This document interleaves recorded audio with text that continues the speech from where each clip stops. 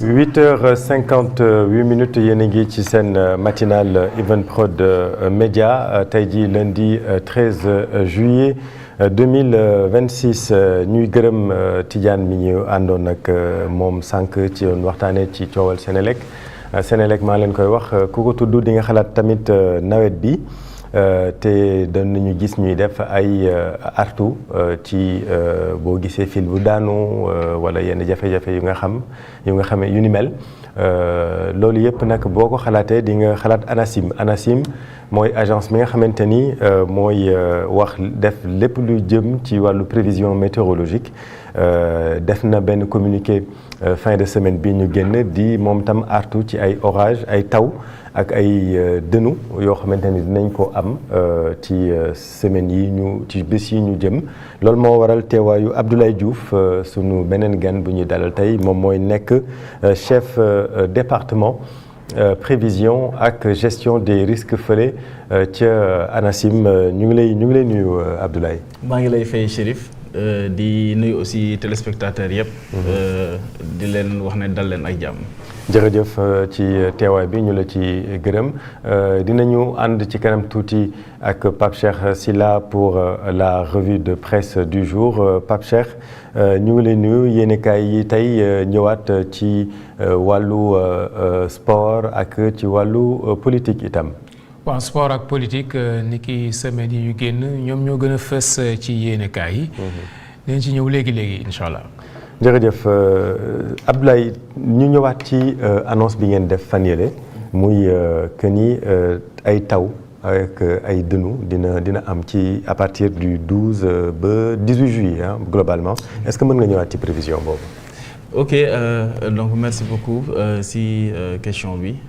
effectivement ANACIM dafa lancé woon ay benn BMS ñu ko wax bulletin météorologique spécial boo xam ne ni si wàllu taw yi nga xam ne dañ ko waroon xaar Sénégal parce que boo leen xoolee depuis mois de juin ay quelques taw rek la ñu enregistré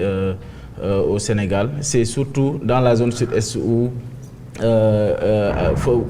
fi nga xam ne ni foofu lañu am ay taw yu xaw a takku depuis le début de la saison sinon sur la partie centre vraiment c'était presque un déficit qu'on avait moom la ñu noté woon loolu moo taxoon nag bi nga xam ne nii gis nañ un événement phare boo xam ne ni day andi ay taw donc on s'est dit que il faut informer les populations ñu xaatim bulletin boobee daal di koy jagle population pour ñu mën a am information yi donc bulletin boobu nag dañ ko defoon sur la période du 12 au 18 juillet mais si biir période boobu noonu ñaari période moom lañ doon gën a xaar ay taw mooy du 12 au 13 ak du 16 au 18 déjà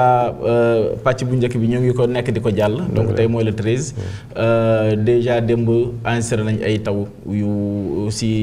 gox yu bari si dëkk bi lu si mel ni gox yi nga xam ni ñoom ñoo nekk sur la partie sud la partie est ak même au nord lu si mel ni Podor Linguère ak un peu côté Matam tamit nemmeeku nañu fa ay taw ba côté Kébémer tey aussi am na yeneen taw yi nga xam ne ni ñu ngi koy xaarandi si dëkk bi mais surtout nag partie sud bi ak centre sud bi boo xoolee ak si Dakar dem ba Saint-Louis foofee comme ni ñu ko waxee woon si BMS bi foofu probabilité yi dafa xaw a faible parce que ba léegi géej gi dafa xaw a sedd donc loolu nag day tax souvent niir yi andi taw yi bu ñu ñëwee ba jege si Dakar Thiès dem ba Saint-Louis dañuy daal di ngelaw yooyu daf koy affaiblir donc loolu moo tax toujours Dakar ba Saint-Louis ça reste un peu déficitaire en termes de pluie. Mais sinon globalement la tendance se maintient. et que am beneen épisode bi ñëw entre le 16 ak le 18 boobu moom mooy ëpp doole sax. tey jii bu ñu xool seen taux de fiabilité 24 heures ba 7 jours tey jii taux de fiabilité wu seen prévision yi naka nañu ko mën a xayma naka nañ koy natte. waaw taux de fiabilité bi nag boo xoolee am na ay jamono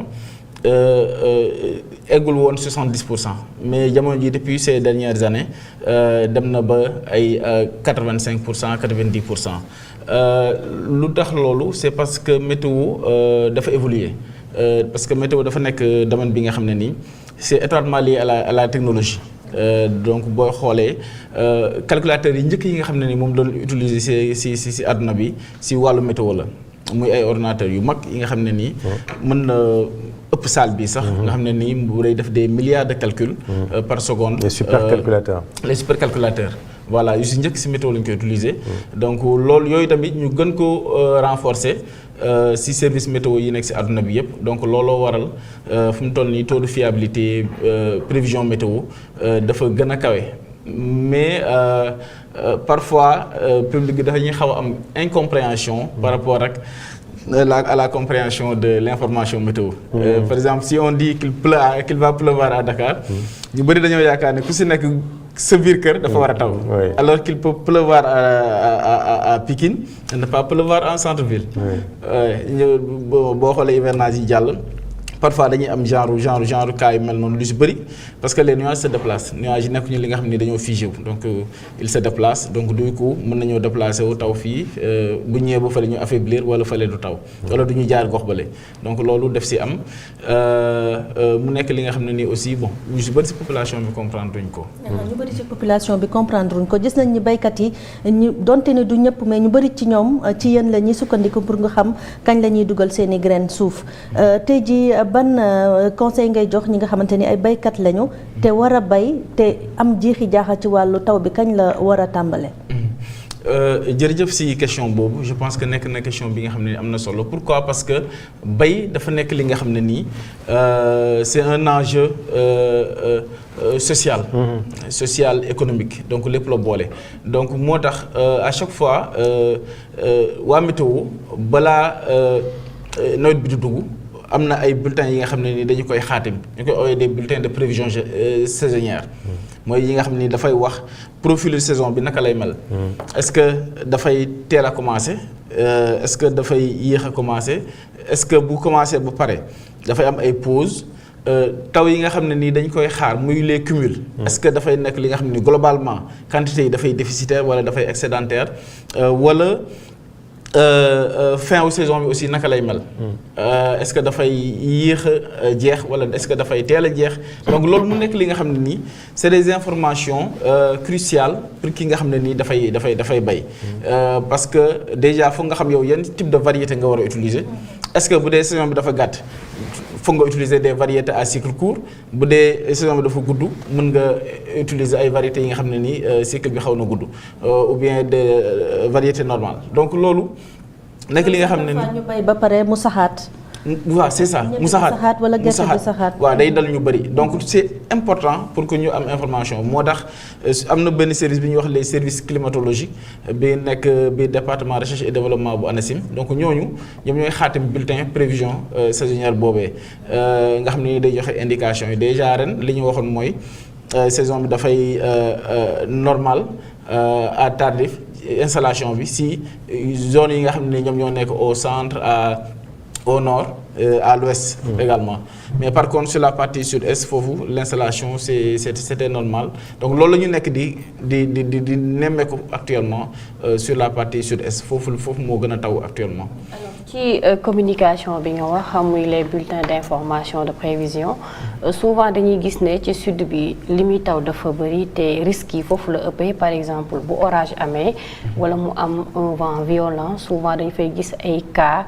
des fois sax ñu gis fa ay xale yu gi ñàkk seen bakkan wala ci ñi ngi nekkoon ci àll bi nga gis ci ku demoon tool ya donc taw bi ak ngelaw beeg yooyu xaw ko emporter est-ce que prévoir ngeen une communication en ce sens? Merci beaucoup loolu tamit nekk na question bu am solo parce que bu ñuy wax gestion des risques et catastrophes loolu def see bokk muy maanaam di xool naka la ñuy def ba mettre en place des mesures de prévention pour que population bi bañ a am ay loraange ci wàllu phénomène météorologique yi. Donc ci loolu ANACIM daanaka chaque année dafay def benn communication autour des risques de foudroiement mu nekk li nga xam ne nii dafay dal ñu bari mais aussi parfois di nga am taw yoo xam ne nii dafay am doole boo nga xam ne nii mën na andi ay gàllankoor parce que comme mooy yi ngay wax taw yi ànd ak ngelaw yi donc là ce sont des lignes de grain yi nga xam ne nii bon mooy suñu langage ligne de grain voilà c'est ay taw yu ànd ak vent yi nga xam ne nii souvent mën na andi ay problèmes donc soit nit ki ci boppam wala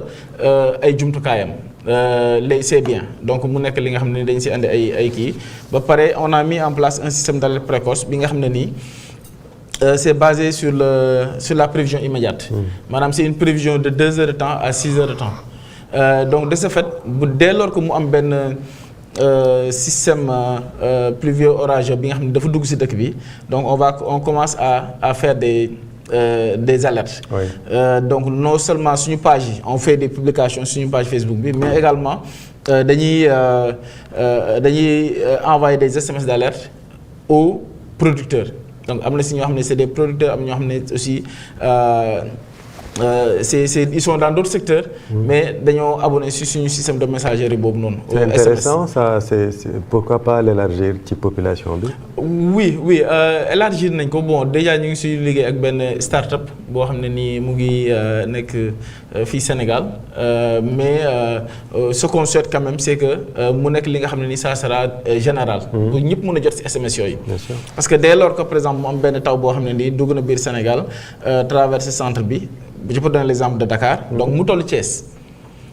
wala Diourbel ñun en tant que prévisionniste ñu xool suñu jumtukaay yi gis ne taw bii kat dina egsi biir Dakar te bu fa egsee ça mën na occasionner de fortes pluies. Dans ces cas de figure dañuy daal di bind SMS yooyu envoyé ko d'un seul coup après utilisateurs yëpp jot si. su ko defee ñoom ñu mën a jël seen matuwaay bu dee dafa am ñoo xam ne dañoo am ay poulailler ñu protéger ko bu dee dafa am ñi nga xam ne nii. dañoo am des biens périssables ñu protéger ko. bu dee ñi nga xam ne dañoo nekkoon ci biti ñu dugg pour bañ taw boobu noonu yàqal leen. tey jii lan mooy seen ay défis foofu au niveau de l'ANACIM pour li nga xam ne moo di prévision yi gën di mën a exact. waaw le défi yi nag moom boo xoolee am na ci wàllu domaine bu ne. donte nag am na ay efforts yi nga xam ne nii def nañ ko au niveau de l'ANACIM parce que acquérir nañ benn super calculateur bi nga xam ne mënu permettre woon nañu ñu déjà affiner les prévisions. mën di tourner suñu propre modèle bu nekk fële au niveau de l'ANACIM mais nag des na tuuti parce que modèle boobu maay bi mu nekk soxla nañ maay yu gën a néew mooy maanaam booy def prévision au lieu que nga jël 9 kilomètres sur 9 kilomètres dafa prévision on a besoin des prévisions yoo xam day gën a tuuti day gën a précise.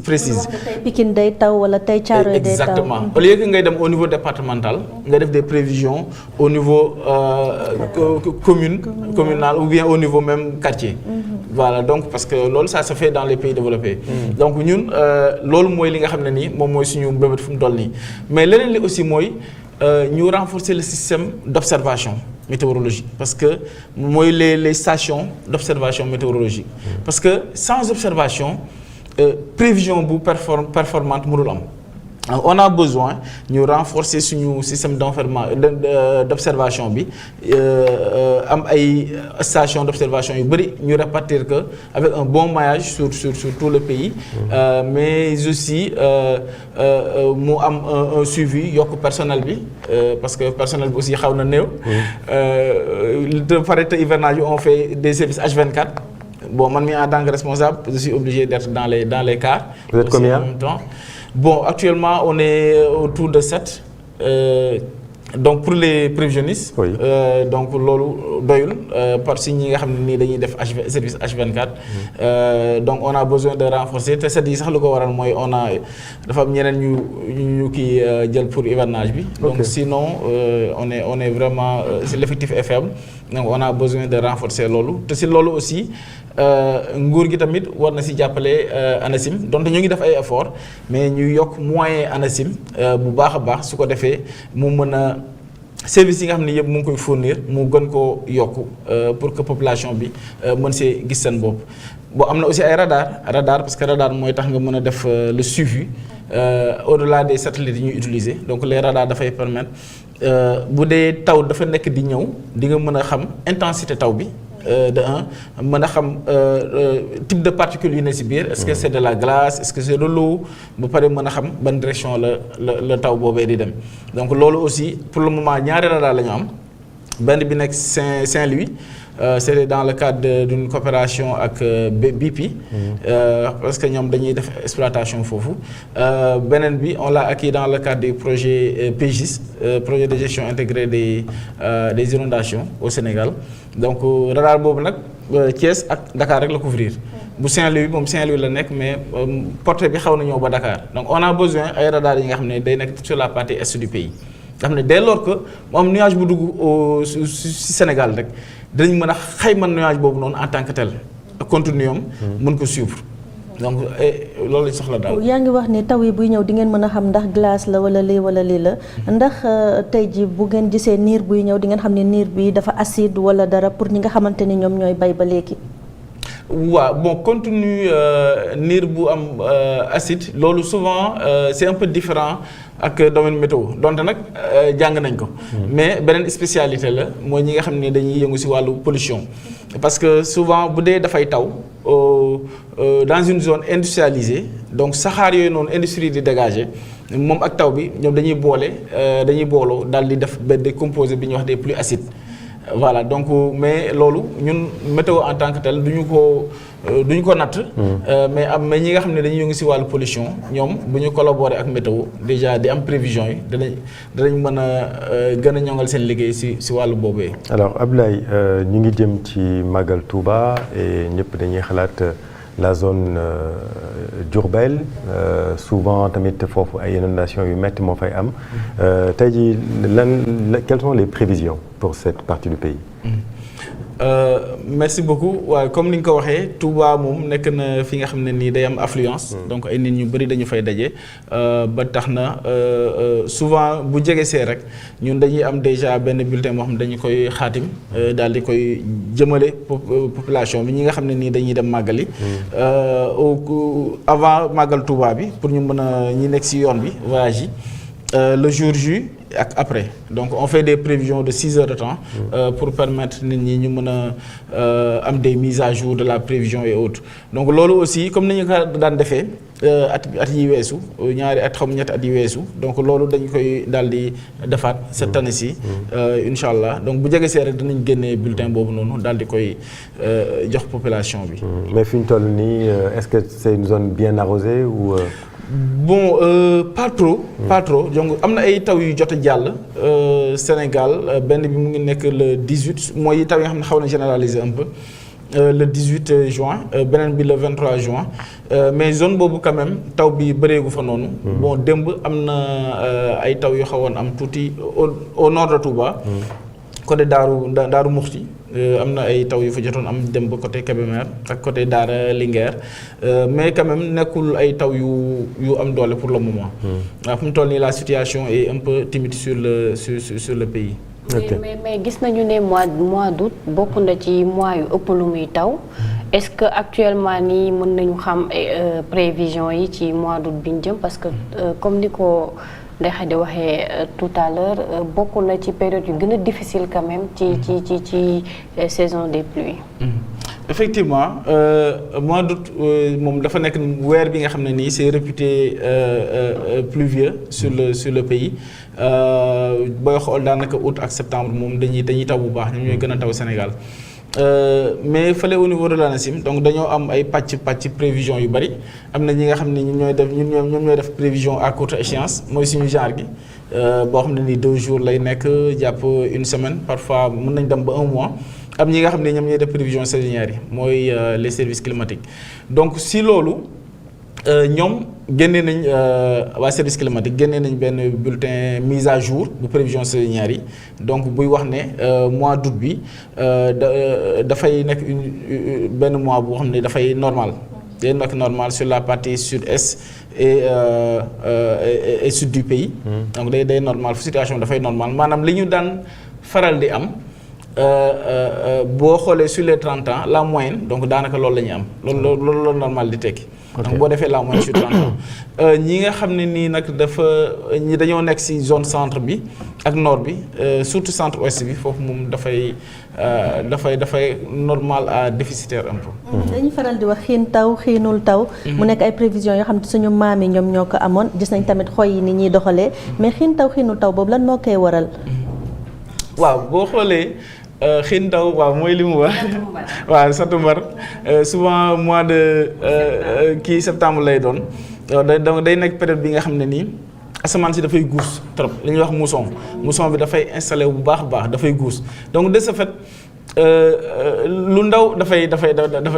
taw dafay déclencher il suffit que mu tàng tuuti rek donc suuf si dafay réchauffé wu donc yéegal particules yi ñu daal di condensé wu mu andi ay taw donc loolu moo tax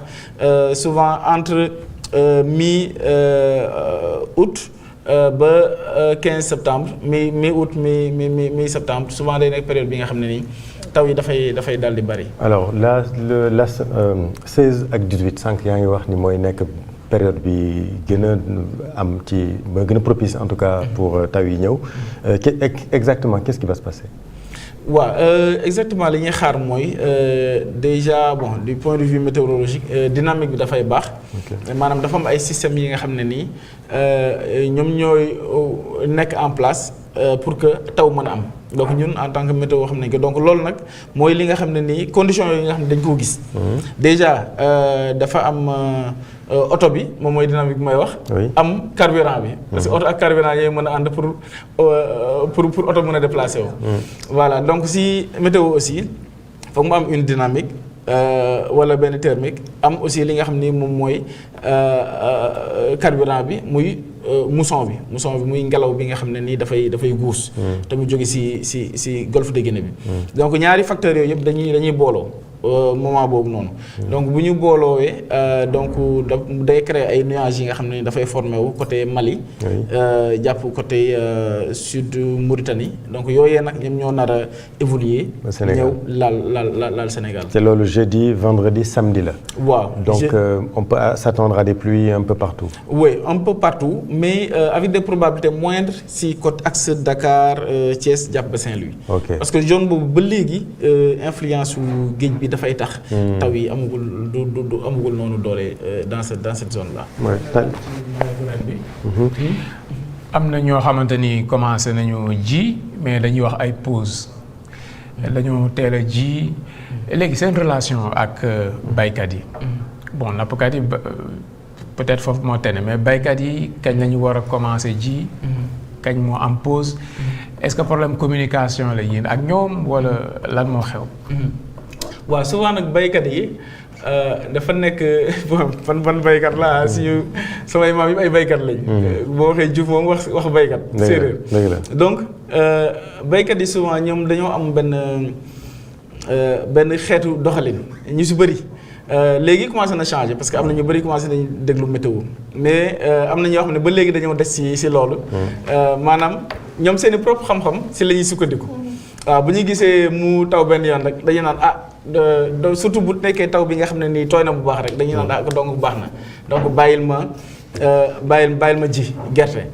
bu dee dugub nag dugub dañ koy jiital dugub da ngay semer à sec après bu taw bi soog a ñëw am ñoo xam ne dañuy xayma parce que dañuy bëgg a njëkkantu dañuy naan bu ma teelee ji bu tawee après samay affaire dafay baax parce que samay dugub dafay teel a ñor sama kii dafay teel a ñor donc souvent nag ñooñee ñoom ñooy am problème. mais ñi nga xam ne nii ñu ngi déglu information météo souvent ñoom dañuy semer si moment bi nga xam ne moom mooy moment bu baax bi donc si loolu ANACIM dafay lëkkaloo ak service technique yëpp yi nga xam ni dañuy yëngu si wàllu agriculture. déjà am na benn plateforme bi ñu mettre en place bi ñuy woowee GTP groupe de travail pluridisciplinaire bi nga xam ne ni dafay regrouper ñun waa météo ñun ñoo koy coordonné dafay regrouper waa service agriculture regrouper également waa hydrologie pour le suivi des fleuves et autres am ñi nga xam ni aussi ñoom ñoo yor wàllu commercialisation bu produits agricoles yi la mise en place des intrants ainsi de suite donc loolu chaque 10 jours dañuy daje.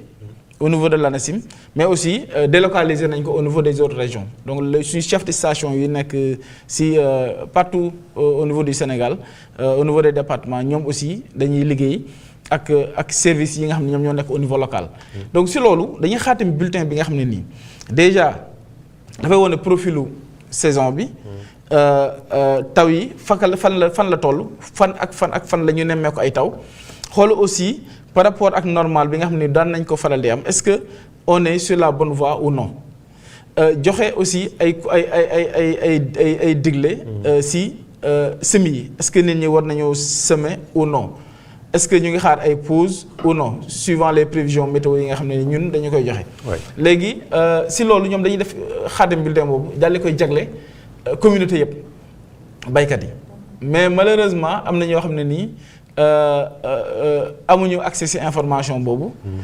am na ñoo xam ne nii aussi du ñu dem vers la météo pour am information bi. dem ci ñoom rajo communautaire am na leneen. waaw loolu dañu koy def parce que déjà li ma doon wax ci alerte précoce yi donc avec startup boobu noonu déjà ñoom am nañu des milliers de producteurs yi nga xam dañoo abonné ci ñoom. xam dañuy jot bulletin yooyu noonu dañu leen di jox xibaar yooyu noonu tekk leen ko ci wolof ak ci yeneen langues yi nga xam ni au niveau local léegi rajo communautaire aussi dañuy liggéey ak ñoom parce que souvent déjà dañ leen di jox suñu bulletin yi am na ñu fa toog ñoo xam dañuy tekki bulletin bi ci langage bu simple pour les producteurs mais difficulté bi mooy li ma wax rek am na ñoo xam ne nii seen propre xam-xam moo leen doy. ñoom dañoo amoon ay pratiques des anciennes pratiques ñoom dañoo jàpp ne. bu doon dox mais dérèglement climatique yi tax ba doxatul léegi mais il faut ñu conscientiser leen ci ne jaww ji ni mu doon doxee ak léegi di muy doxee bokkul. loolu dafay nekk un premier pas ngir ñu mën nag léegi di leen jël yéen en compte ci seeni prévisions. effectivement donc am na ay jéego tamit yi nga xam ne nii war na am ci wàllu boobu noonu donte am na lu ñu nekk di def mais aussi war nañu xoolaat bu baax aussi naka la ñuy def ba information bi di gën a law conscientiser leen aussi ci wàllu boobu. ngir jeexal peut-être un peu benn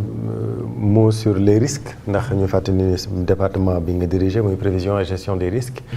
ci nawet bi yan conseil nga ciy joxe. waaw loolu nekk na li nga xam ne lu am solo la parce que boo xoolee nawet bi moom souvent il y a des risques qui sont liés surtout aux inondations. Donc inondation yi nekk na li nga xam ne nii dafay laal gox yu bari surtout gox yi nga xam ne nii c'est peuplé lu si mel ni Dakar Touba ak yenn Kaolack voilà Kaolack yooyu yëpp c'est des zones yi nga xam ne nii c'est des zones vulnérables du fait de la densité de la population mais configuration ville bi aussi donc de ce fait il suffit que mu taw benn quantité bi rek pour que ñu am ay inondation par rapport ak yenn zones yi nga xam ni Casamance nga xam ne nii bu doon taw 150 millimètres sax souvent du créer dégâts. Donc mu nekk li nga xam ne nii ñu ngi wax population yi ñu daal di jël seen matuwaay surtout di déglu information météo. Donc di consulter bulletin météo yi régulièrement di suivre également suñu page yi parce que foofu dañu fay jàllale information météo yi su ko defee dinañu mën a am li nga xam ne ni moo leen di protéger. leneen li aussi mooy foudre bi parce que foudre bi souvent dafay ren rek déjà annoncé nañu lu mot